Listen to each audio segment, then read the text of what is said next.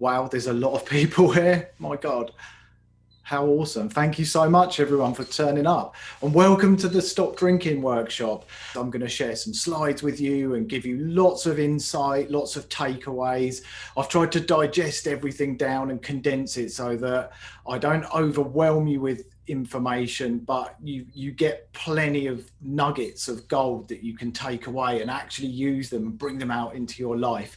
So obviously I'm Simon Chappell. If you don't know me already, if you're not in one of my groups or my programs, it's great to connect with you. And thank you so much for giving up your time to come along to this.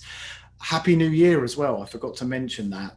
What a great way to kick off the year. How awesome. Let's really get some energy behind this and get you guys motivated and feeling really passionate and excited about the fact that you can shape a new life for yourself. So let me just walk you through what you can do, how you can participate, because I don't want this just to be a one-sided affair. I want to make sure that you can interact and engage and share your feedback. So if you're used to Zoom already, you'll see that there's a section where you can click on chat, and I can see plenty of people are here. So I'll just give a few shout outs. Lara, Linda, Kim, Marilyn, Davey, nice to see you. Natalie, Sarah, Happy New Year. Amy, Kate, you're here. Simon, another Simon, good to see you. Margot, AJ, nice to see you. I recognise a lot of these names. Casilda, nice to see you. Charlotte, Janet, Judy, John, and Jackie, I imagine as well. Wendy, Penny, nice to see everyone. I can't shout everyone out because there's loads, but thank you for all the messages. So you can comment there, and as we discuss different topics, you can talk among each other. I don't believe you can see the other panelists as in looking at who else is attending, but obviously you can see what other people are commenting. You can respond to comments and you can talk in that section in the chat. Then we've also got polls. I'm a little bit nervous about this, I'm not going to lie. And I've got around 10 polls that I'm going to do throughout the workshop. And the polls are really an opportunity for me to get an understanding of the most important areas. So I haven't scripted this so much. I've got a bunch of slides that I want to share with you, but I want to make sure that I talk about the things that are most relevant and the things that are really going to give you the most power and the most information so that you can get the most powerful takeaways from them. So when I share a poll, you'll be able to click an answer and interact. And I will see the results. I'll share the results with you guys straight away, so you'll be able to see them. I just want to make sure I can get it off the screen though once I've done it, but we'll work around that. It's not a problem. And then you'll see at the bottom of your screen, you've got a Q&A box. Now, I've allowed about 30 minutes at the end for questions and answers. I reckon the slides and what I want to share with you will probably take about 90 minutes. I know it feels like a long time and hopefully you won't get bored of my voice, but I'm confident you're going to get so much from it. So please, I don't think you'll regret sticking with it. Stick around, and if there's things that come up for you, questions or things you maybe didn't sink in or you don't understand, put it as a question. And if there's things that you feel I haven't covered, specific topics, again, you can click on the Q&A and I'll see that separately as a question, because it's going to be tricky for me to keep up with the comments. There's nearly 200 people on this right now, so I won't be able to keep up with the comments feed as much as I want to. So any questions, put them in the Q&A section. So let me kick off the first poll, launch poll. So there's the first one. How long have you been sober? So you should now see that on your screen, and you should be able to pick an answer, which I can see lots of people are doing. And this is why I wanted to use these. This isn't just for fun. Although it is quite fun, it's more around understanding where everybody's at, so that I can tailor what I talk about. And obviously I want to do that specifically in regards to questions too, but I want to make sure that I'm tailoring the content. So I can see that, few more seconds, anyone want to get any more answers in? I think everyone's answered. No, right, end poll. So now we can share the results, and hopefully you guys can see that, so that we've got, if you take 1 to 7 days plus not yet working on it, pretty much over 70% of the people here are at that early stage in sobriety. That information to me is gold, because there's no point me tailoring this so that it helps someone who's been sober for a month or 6 months. It's really important. So we've got about 9 more of those that I'll drop in throughout the workshop. So I'm going to click stop sharing, and my hope is that you now can't see that on your screen. Obviously, most of you guys have got the book. There's a few people here that are connected to me in other ways that may not have it, but I'd say probably 95% of people here have got my new book, the blue one behind me. If you haven't got the yellow book, the Sober Survival Guide, that's a great follow-up. You might want to check that out afterwards. If you've got the book, which I assume you probably have, I thought I'd wear a matching top, by the way, as well, to tie in with it. Try your best to stick to 1 chapter a day. It's been written in a particular way. I don't know about you, but with kind of self-help books, I have a terrible habit of burning through them in like 2 or 3 days. And while I'm reading them, I'm thinking, yeah, that makes sense. That makes sense. And I read it so quickly that I just forget everything.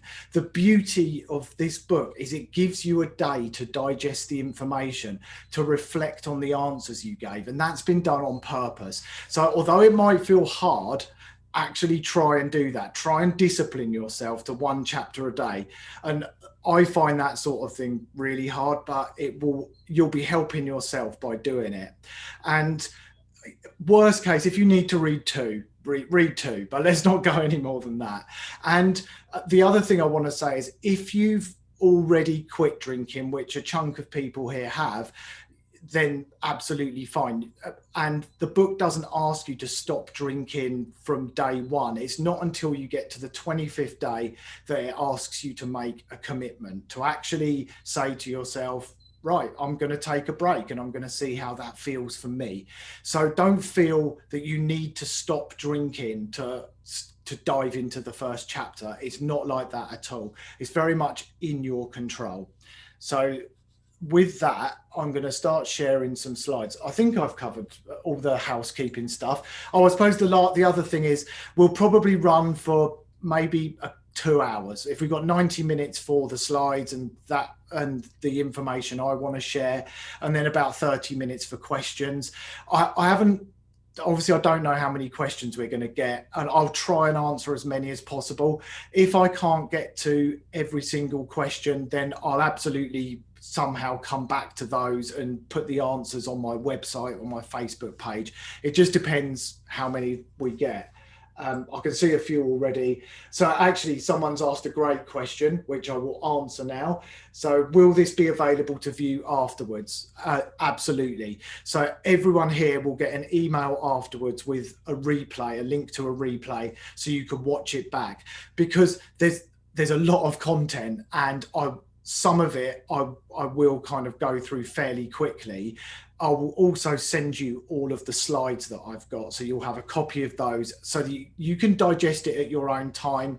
And there might be some of the things where I've given you a nugget of information and you might want to go off and Google it, or you might want to read more about that or investigate particular topics further. So you'll have the slides and you'll have the replay as well. Oh, look, and I can mark the question as done. Look at that, answered, perfect. Right, I better stop waffling and I'd better get on with answering these questions. Showing you these slides. Let's do it. So I'm just looking at my other screen as well. So here we go. Right, share screen. There we go. Hopefully technology is not going to let me down today. And hopefully you can all see the first slide, which is just an introductory slide. There we go. Right, so I've already covered how long's the workshop. You can ask questions, you can comment. Do you need anything? Ideally, if you've got a pen and paper, I think it will help if you can make notes. You might not be able to keep up with everything in terms of just the number of sort of bullet points and different topics that we're going to cover, which is why I'm going to send you the slides. Will a replay be available? We've already covered that, so look out for an email. Will you get a copy of the slides? And I just wanted to tell you a little bit about me briefly. Again, if you're reading the book, you probably know a bit about me, but I was a heavy daily wine drinker for well over 20 years. I was drinking 2-3 bottles of wine a day. I'd often drink beer, sometimes spirits on top of that.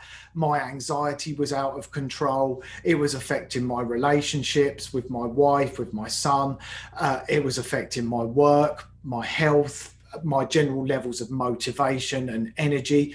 Every area of my life became impacted.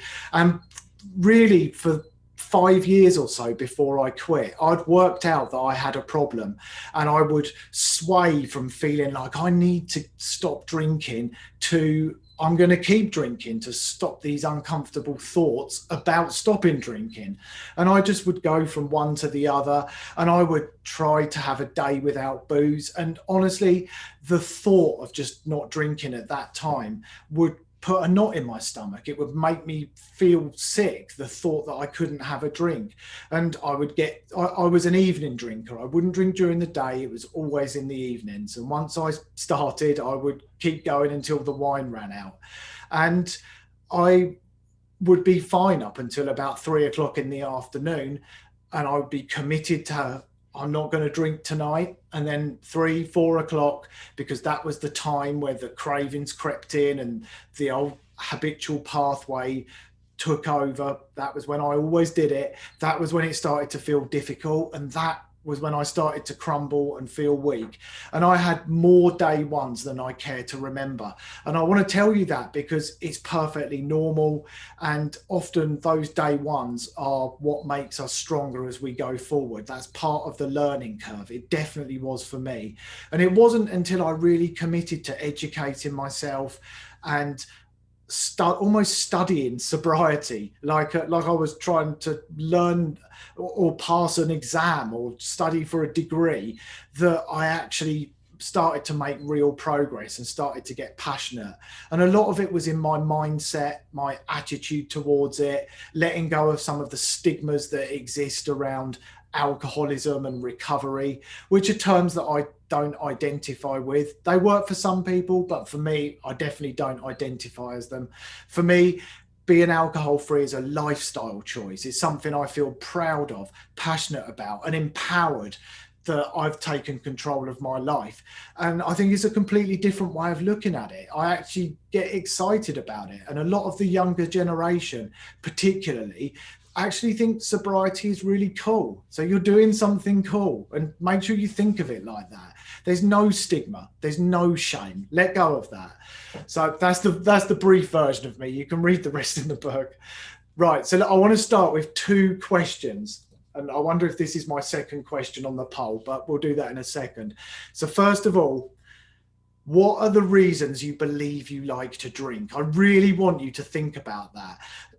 And give some substance to the answer, and think about all of the benefits you believe that you get from alcohol. What is it you actually think you get from that substance in the bottle? So, and I've got some examples on the next slide that will give you some food for thought.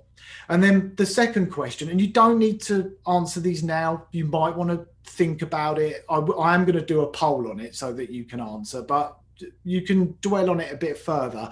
And even maybe when you've got the slides, you might answer it then. And the second question is, why did you get my book?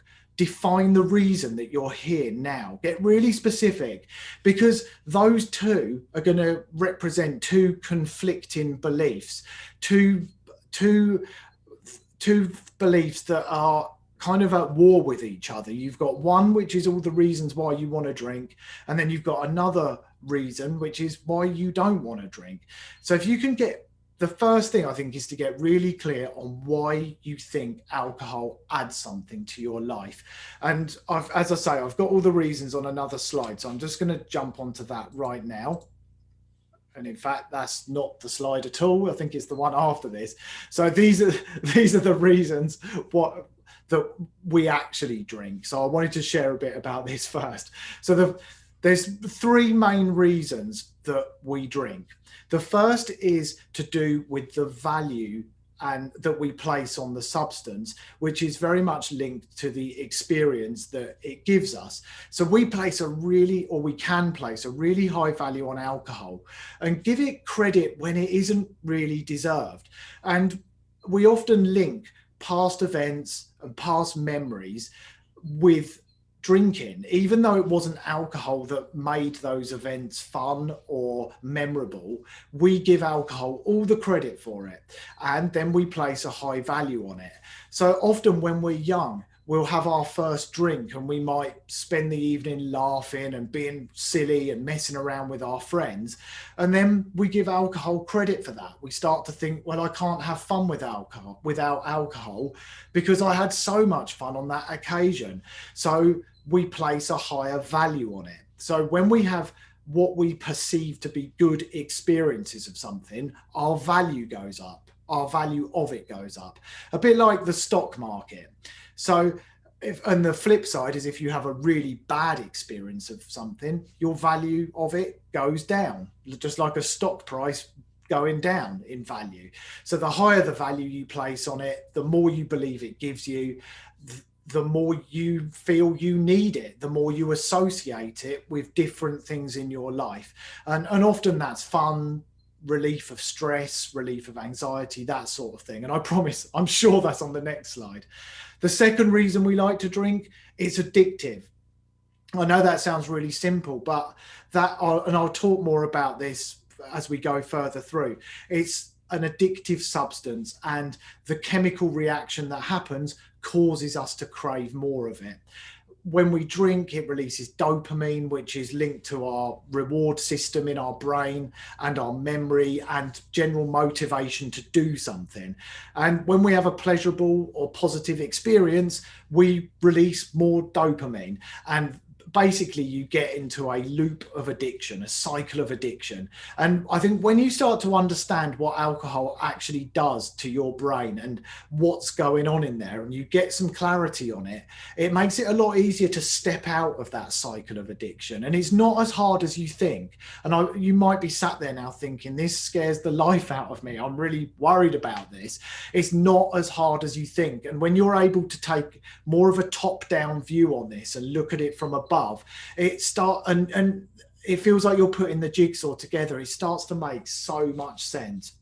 And the whole addiction and craving thing we'll talk about a bit more, but cravings and dopamine is basically makes you want to do something again. I'm just putting it in kind of layman's terms, but when we release dopamine, not only does it have a feel-good sense to it, it also makes your brain say, I like that, do it again. And it tends to happen at the times that we like to drink, which is why certain things can trigger you.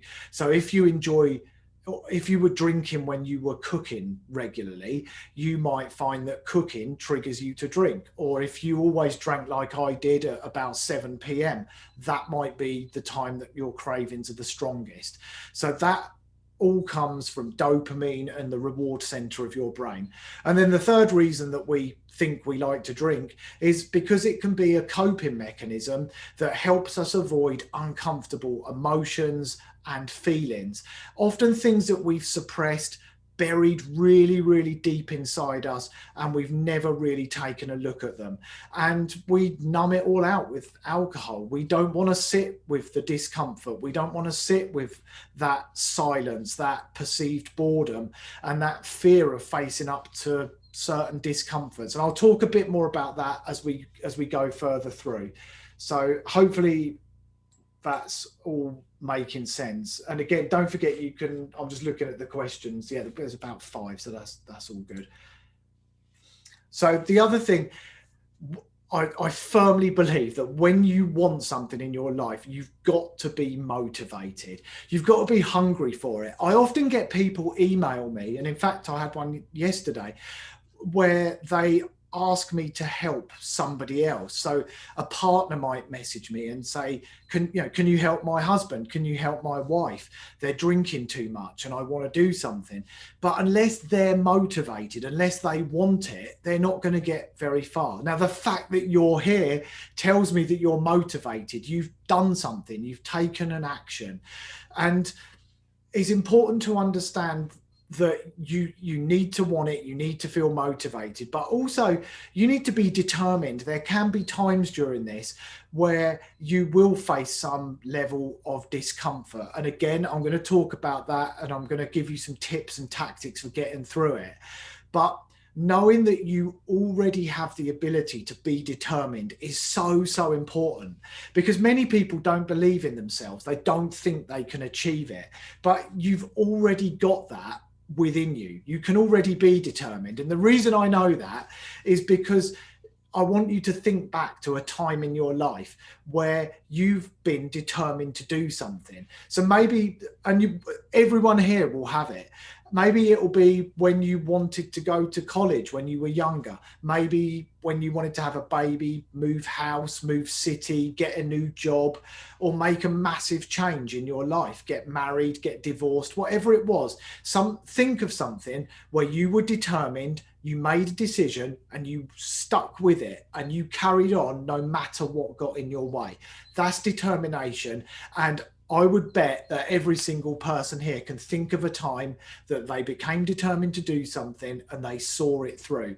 You've already got that ability to be determined and to be motivated. So know that you've got that in you. You just need to hang on to the fact that you can do these sort of things. Maybe you've run a half marathon or done some kind of sports event in the past that needed training and you got really determined. Nothing was going to stop you.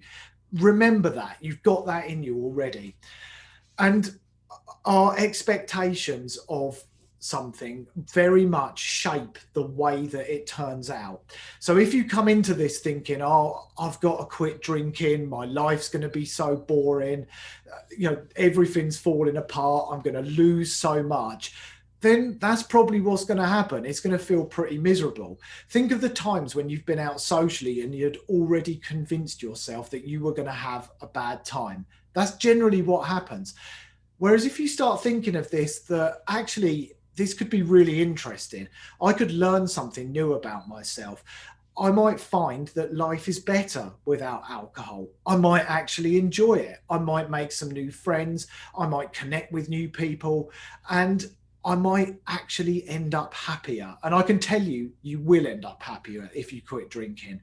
So at least have an open mind, but at best, try and actually get excited about what you're doing here. Because for me and for many people, I've seen some of the names who are here on this right now. For many people, it's been one of the most amazing things they've ever done in their lives. I never hear anyone complaining about being sober. I only ever hear people complaining about being stuck in the cycle of either daily drinking or binge drinking.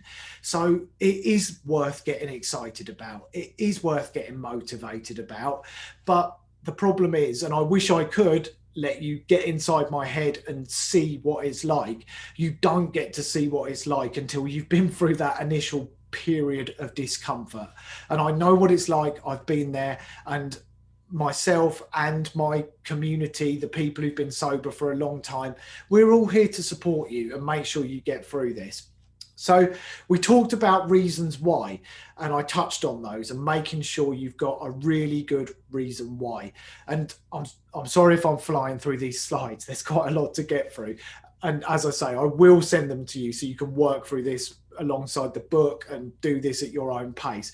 But just when you think of your reason why, don't have a woolly reason, like a reason like, I just want to stop drinking, or something sort of something kind of basic like that. I need you to go a bit deeper and really get into it. So I've given an example there of living alcohol free will make me a better parent, better person, and a better partner. And I really want that.